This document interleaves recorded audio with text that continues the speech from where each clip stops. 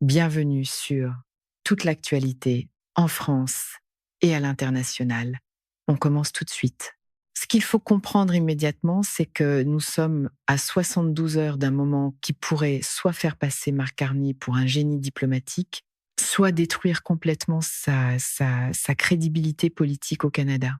Presque personne ne relie les points dans cette histoire. Quand on passe tout en revue, le tableau qui se dégage est véritablement inquiétant.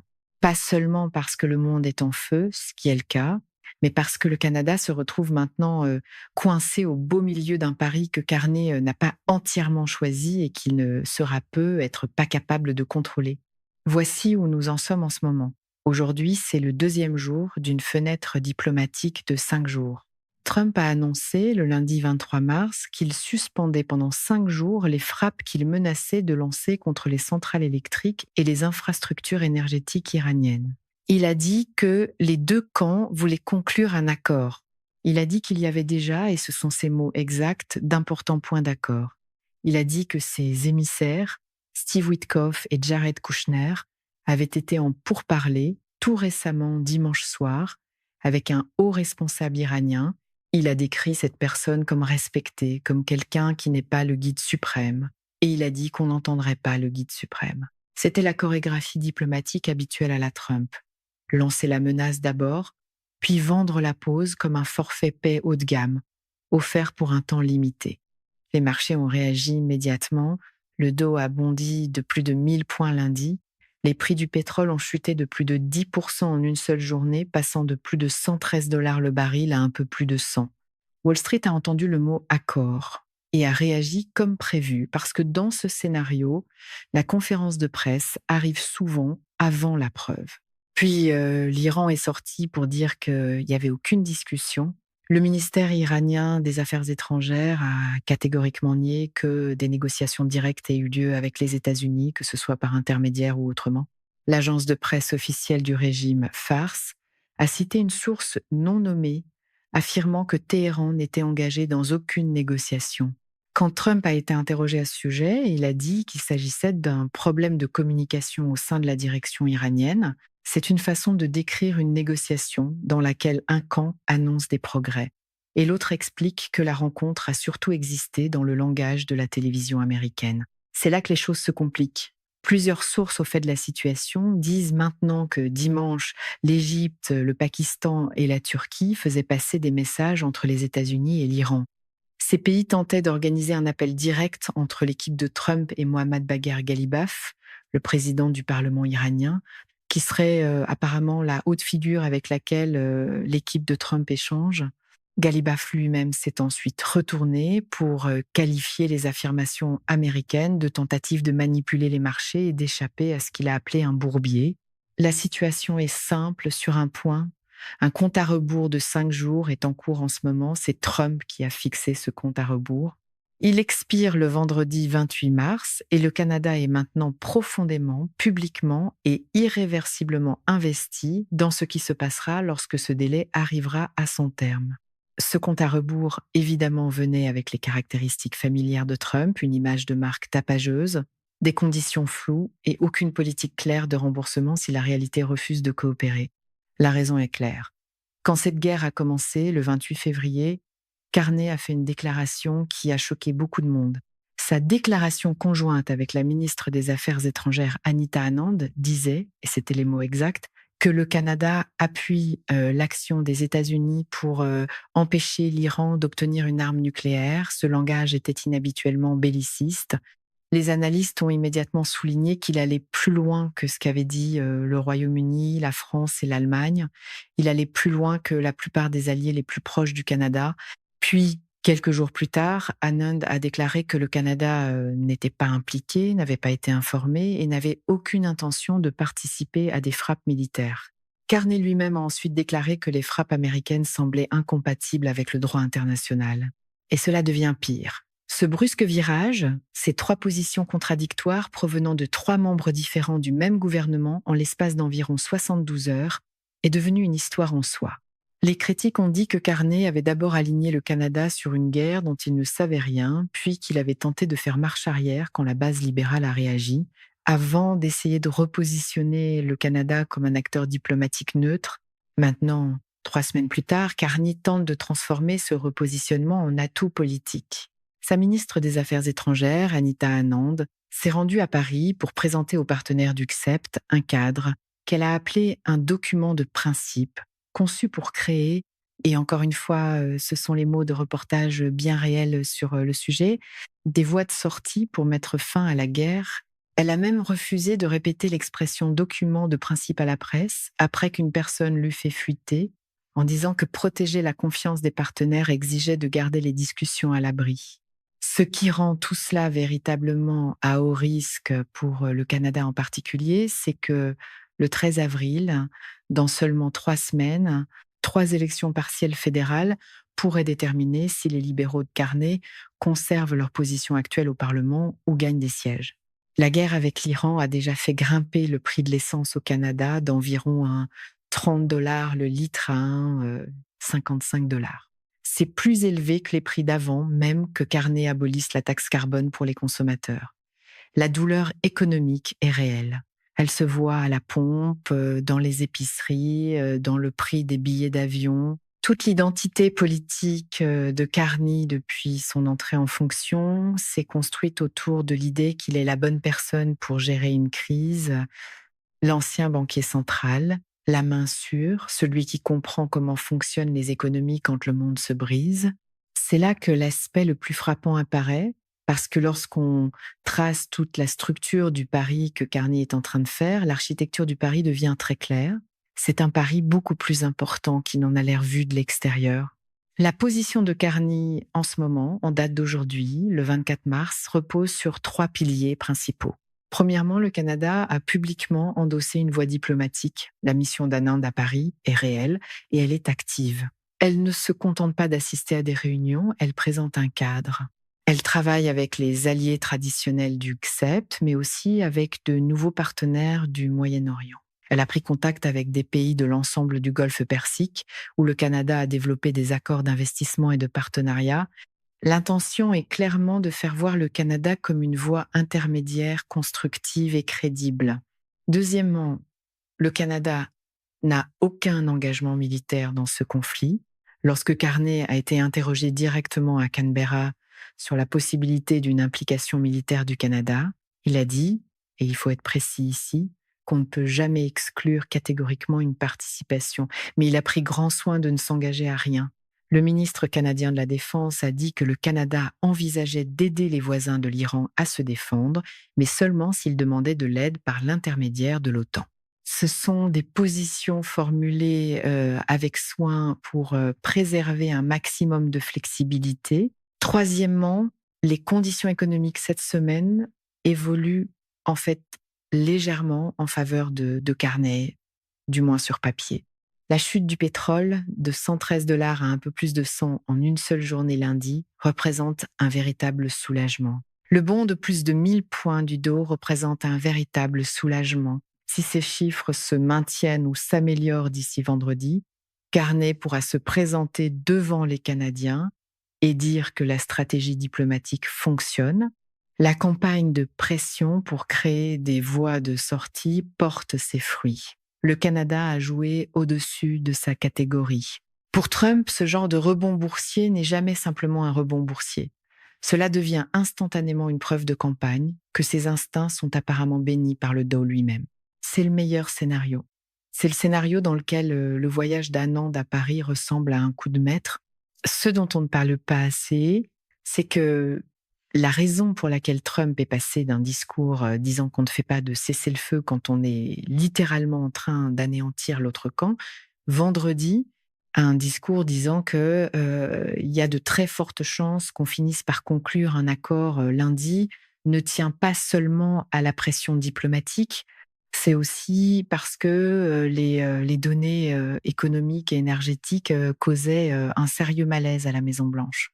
Des rapports indiquent que le changement de posture américaine est venu précisément après des avertissements d'alliés du Golfe, selon lesquels frapper des infrastructures électriques civiles en Iran pourrait déclencher une escalade désastreuse. Cette décision de faire une pause a été annoncée 2 heures avant l'ouverture des marchés américains lundi, dans ce qui ressemble fortement à un geste délibéré et calculé pour stopper une chute des marchés.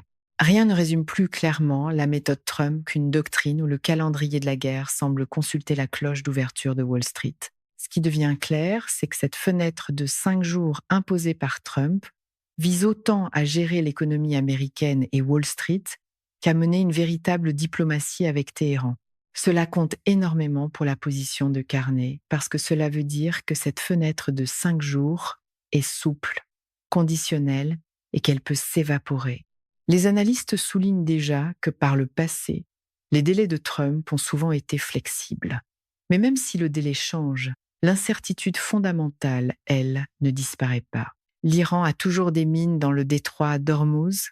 Des documents révèlent que des responsables américains confirment maintenant la présence d'au moins une douzaine de mines sous-marines dans le passage, y compris des engins de fabrication iranienne spécifiquement conçus pour des attaques à la mine ventouse contre la navigation. Les délais de Trump ont longtemps ressemblé moins à une stratégie ferme qu'à des éléments de langage extensibles, avec un éclairage patriotique en prime. Le détroit fait transiter environ 20% de l'approvisionnement mondial en pétrole et en gaz naturel liquéfié. L'AIE a décrit l'ensemble de la perturbation comme le plus grand défi de sécurité énergétique mondiale de l'histoire. Ces mines ne disparaissent pas simplement parce que Trump et quelqu'un à Téhéran peut être ou peut être pas parlé dimanche soir. C'est là que la vulnérabilité politique de Carney devient aiguë.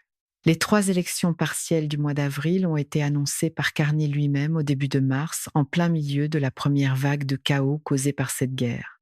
Il les a annoncées alors que le pétrole grimpait à $119 le baril et que les Canadiens voyaient leur coût d'essence exploser. À ce moment-là, il essayait de projeter une image de confiance et de normalité.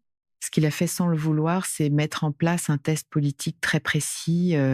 Si la situation diplomatique se détériore entre maintenant et le 13 avril, ces élections partielles deviendront un référendum sur sa gestion de toute cette crise. Depuis la déclaration initiale, confuse jusqu'au malaise du recul, puis à la stratégie parisienne de voie de sortie, ses adversaires le savent. Les critiques conservateurs le décrivent déjà comme quelqu'un qui a multiplié les volte-face au cœur d'une crise majeure, comme quelqu'un dont le gouvernement a d'abord été tenu à l'écart de décisions clés avant d'essayer ensuite de faire comme si ce n'était pas le cas. Et le monde trumpiste rate rarement une occasion de présenter la confusion comme une preuve de force, surtout quand c'est quelqu'un d'autre qui reste avec la paperasse. Mais autre chose est également vrai, et c'est l'élément que les critiques ratent. Le virage de Carney vers un rôle diplomatique intermédiaire, quelles qu'en soient les origines dans la nécessité politique, et peut être en réalité plus cohérent sur le plan stratégique qu'il n'y paraît. Le Pakistan, la Turquie, l'Égypte et Oman participent actuellement, d'une façon ou d'une autre, à une médiation entre Washington et Téhéran. Le fait que le Canada apporte à Paris un document cadre du G7 et travaille à la fois avec les alliés traditionnels et les partenaires du Golfe, c'est pas rien. C'est une tentative de donner une architecture institutionnelle à l'effort, visant à créer une voie de sortie. La question est de savoir si cette architecture sera construite à temps. À l'heure actuelle, alors que l'Iran nie publiquement que ces pourparlers existent et que l'équipe de Trump reconnaît qu'il n'y a peut être pas encore eu de contact direct, les fondations de cette architecture paraissent plus fragiles que quiconque à Ottawa ne voudrait l'admettre. Ce qui change complètement le tableau, c'est que jusqu'ici, l'histoire a été racontée comme une alternative binaire. Y aura-t-il un accord d'ici vendredi ou non? Mais la situation réelle comporte au moins 4 variables en mouvement que personne ne contrôle directement. La variable numéro 1, c'est Israël. Des sources confirment maintenant qu'Israël a été véritablement surpris par la rapidité avec laquelle Trump s'est mis à parler d'un accord lundi. Netanyahou a déclaré publiquement qu'Israël continuerait de frapper l'Iran et le Liban pendant même que les États-Unis envisagent un cessez-le-feu. Son ministre de la Défense a averti séparément que tout cessez-le-feu ne durerait que tant que l'Iran s'abstiendrait de reconstituer ses programmes de missiles et nucléaires. Ce n'est pas le langage d'un acteur pressé d'offrir aux États-Unis une victoire diplomatique rapide. C'est le problème quand on mène la politique étrangère comme un dévoilement télévisé.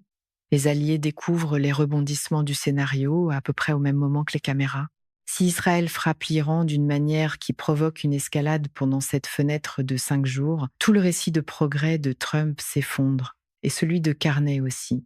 La variable numéro 2, ce sont les mines dans le détroit d'Ormuz. Des responsables confirment maintenant la présence d'au moins une douzaine de mines sous-marines iraniennes dans le passage, y compris des engins spécifiquement conçus pour des attaques discrètes et difficiles à détecter contre la navigation. Même si les pourparlers débouchent sur l'annonce d'un cessez-le-feu, le déminage physique prend des semaines. La confiance du transport maritime commercial ne reviendra pas simplement parce qu'un communiqué de presse dit qu'un accord a été conclu. La douleur économique qui nourrit la vulnérabilité politique de Carney ne disparaîtra pas vendredi, même dans le meilleur scénario possible. La variable numéro 3, c'est le vide au sommet de la direction iranienne. Les responsables américains ont véritablement de la difficulté à évaluer qui tient les commandes à Téhéran en ce moment, parce que tant de figures iraniennes de haut rang ont été tuées lors des frappes israéliennes. La figure avec laquelle l'équipe de Trump semble être en contact, Galibaf, est président du Parlement, ce qui comporte des limites de faction dans le système iranien.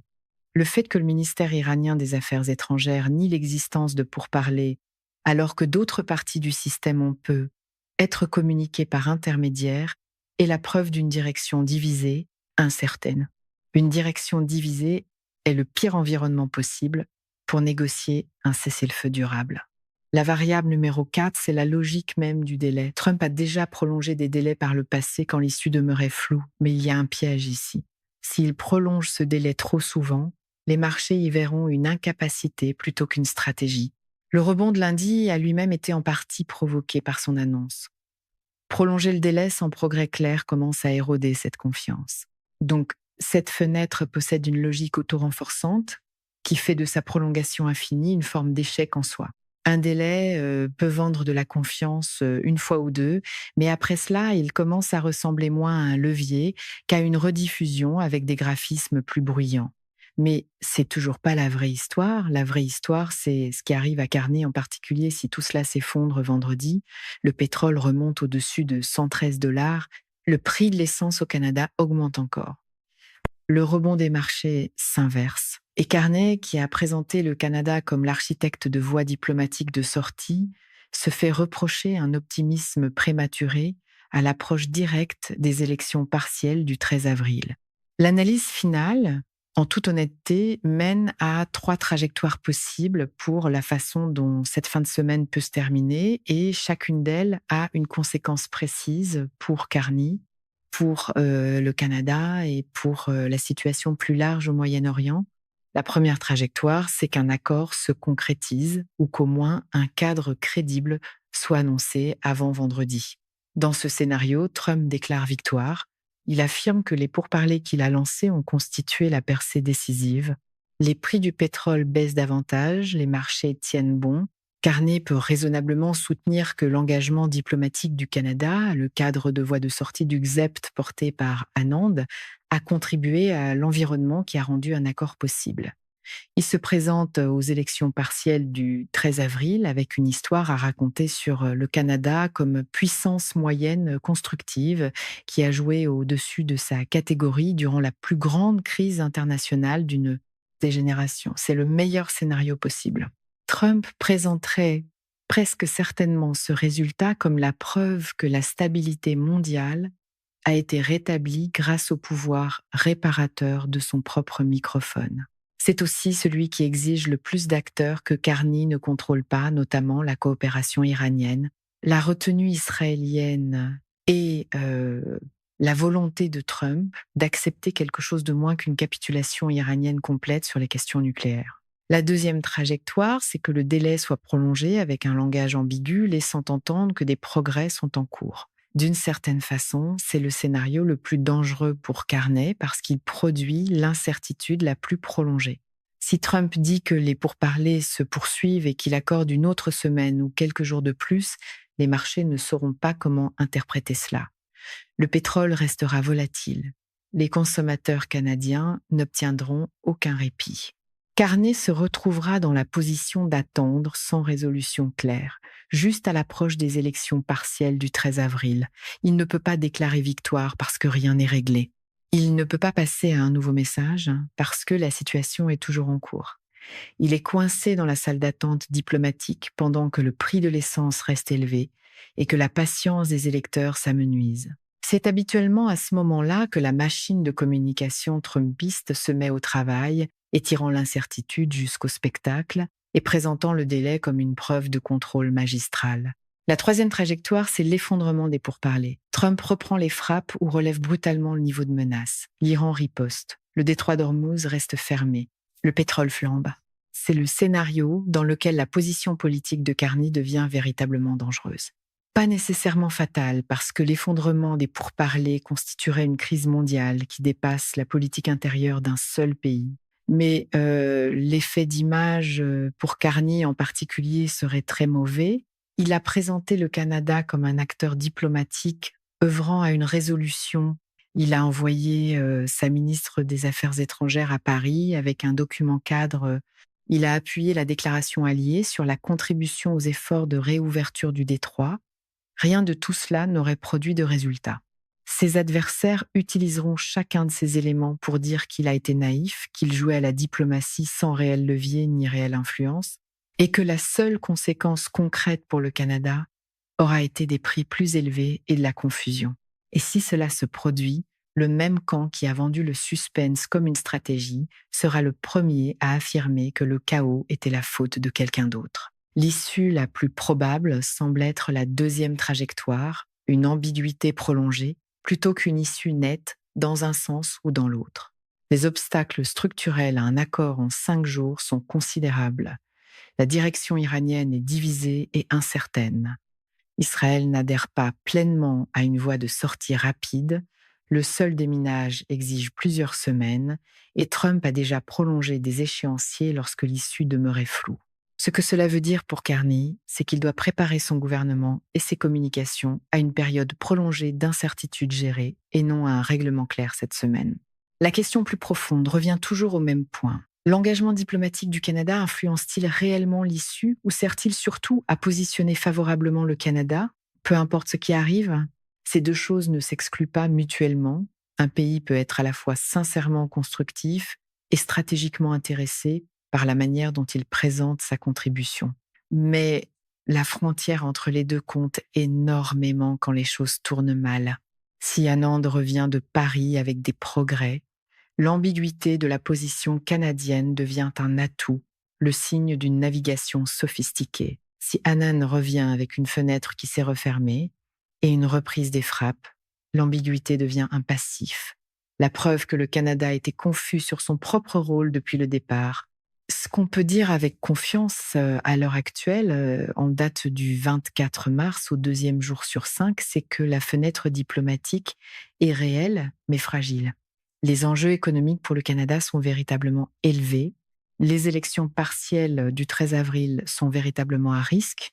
Et la réputation de Carney comme étant la bonne personne pour gérer une crise, qui constitue essentiellement toute sa marque politique, se trouve dans une confrontation directe avec une situation qui est être tout simplement au-delà de la capacité d'un seul gouvernement à la façonner, parce qu'une fois que Trump transforme une crise en concours de code d'écoute, tout le monde autour est forcé de gouverner dans le champ de débris du spectacle.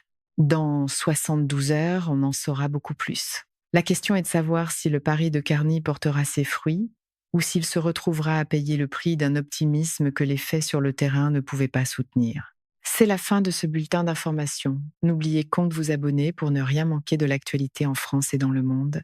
Merci de nous avoir suivis. Au revoir, à bientôt.